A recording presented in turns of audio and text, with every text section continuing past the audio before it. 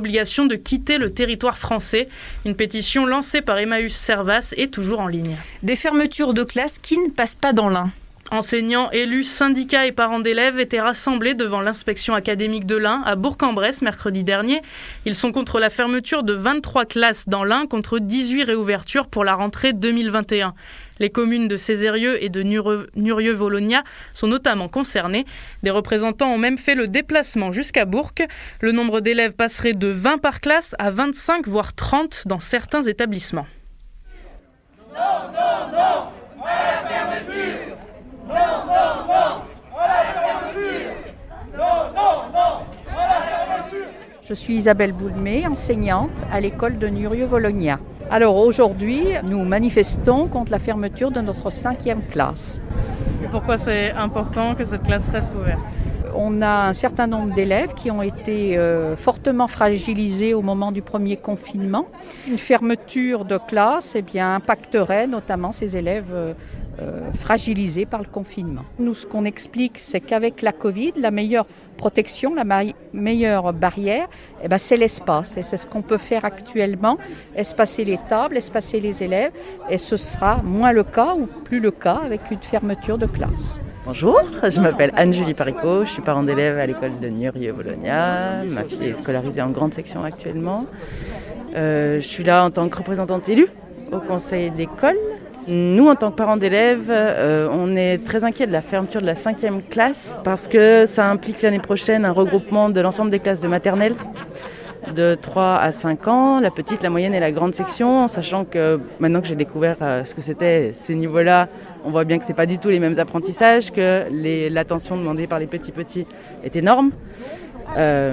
Donc même si les effectifs ne vont pas grimper à 30-31 comme annoncent les collègues sur les autres écoles, on se dit quand même que ces 3 niveaux-là n'ont pas à être regroupés pour l'apprentissage des petits.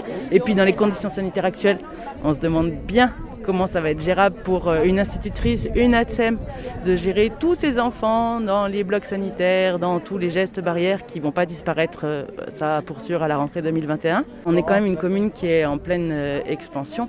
Nurieux-Vologna, c'est une commune où on a le TGV pour Paris, pour Genève, donc qui est attractive, avec l'implantation de beaucoup d'entreprises. On est dans la vallée de la plasturgie, donc qui recrute, c'est un secteur qui est vraiment actif et du coup on imagine qu'il va y avoir des familles qui vont venir s'implanter, que ces familles-là elles vont avoir des enfants, petits, moyens ou grands, et on va se retrouver avec des classes qui vont être plus chargées et on se dit qu'à moyen terme c'est pas une réflexion judicieuse, qu'on va pas pouvoir rendre accessible la réussite à tous et pourtant c'est pour ça que l'école est là, il me semble.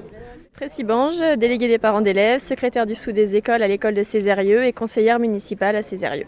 Cézérieux est là représentée par des élus, des parents d'élèves et des instituteurs, l'équipe enseignante, pour contester la fermeture de classe qui est annoncée à la rentrée prochaine à l'école de Cézérieux. On souhaite que la classe reste ouverte parce que déjà comme les inscriptions n'ont pas encore eu lieu, donc tous les enfants ne sont pas comptabilisés par rapport à la situation sanitaire actuelle et parce qu'on a encore, nos villages sont en plein développement, donc d'autres enfants vont venir et on veut éviter les classes surchargées à l'école. Actuellement, on passerait déjà à plus de 25 enfants par classe, donc ce qui est déjà beaucoup, sachant que nos locaux ne sont pas adaptés pour en accueillir autant. Donc les classes vont vraiment être surchargées. Et donc là, qu'est-ce que vous espérez avec cette manifestation ? On espère toujours pouvoir être entendu par l'inspection et par le gouvernement et éviter les fermetures de classes comme ça avait été promis par le ministre de l'Éducation nationale. Bonjour, Amandine Hawk, je suis parent d'élève de l'école de Cézérieux. Et vous avez des enfants scolarisés ? Oui, donc moi j'en ai déjà un qui est en maternelle, j'en ai une deuxième qui va faire sa rentrée aussi en septembre.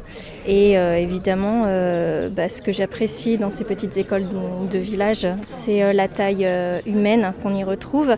Et j'ai pas envie que ça change. On est citadins à l'origine et donc on a fait le choix aussi d'être à la campagne pour ça. Des enfants heureux et des instituts heureux. On veut des enfants heureux et des instituts heureux. Les personnes présentes voulaient un rendez-vous avec l'inspection académique. Seule une visioconférence leur a été proposée, ce qu'ils ont refusé.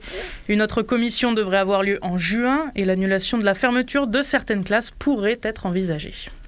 20% d'Iburgiens n'ont pas de médecin traitant. Un constat qui concerne tout le département. Pour pallier ce manque de praticiens, le département et la CA3B financent une cabine de téléconsultation. Elle est installée à la